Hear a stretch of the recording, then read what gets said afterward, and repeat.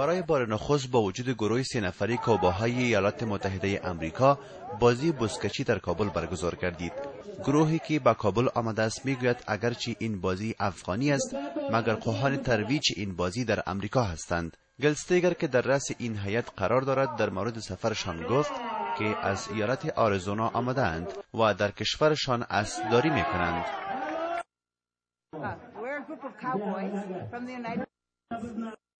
ما گروه 3 نفری کوبایی های امریکایی به کابل آمدیم و می‌خواهیم که فرهنگ اسبداری را با افغان‌ها شریک سازیم. برای ما دیدن بازی بزکشی یک خواب است و بسیار خوش هستیم. گرچه ما 3 نفر آمدیم بلکه بار دیگر می‌خواهیم گروهی بزرگ را با خود بیاوریم و بزکشی را انجام دهیم. این مسابقه به حمایت مالی سفارت امریکا در کابل برگزار گردیده است.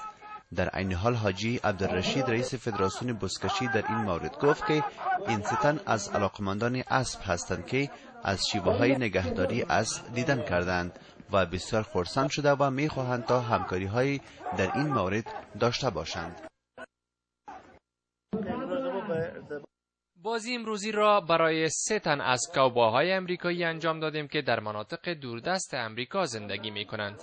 آنان آمدند که بازی عنعنوی ما را ببینند و ما را با امریکا نیز دعوت می کنند. آنان می خواهند که فرهنگ افغانستان و امریکا را با هم شریک سازند.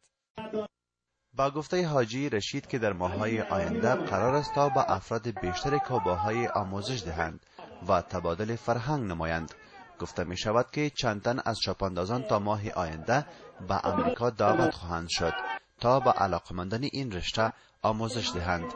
چاپاندازان افغان نیز از این روند خوش هستند. خارجی هایی که آمدند ما بسیار خوش هستیم. ما با آنان کمک خواهیم کرد که ورزش بزکشی را به امریکا نیز انتقال دهند که بازی اصیل افغانستان است. گروه کوبای امریکایی با یک تیم 3 نفری شامل 2 زن و 1 مرد هفته گذشته به افغانستان آمدند و از هرات و غور دیدن کردند.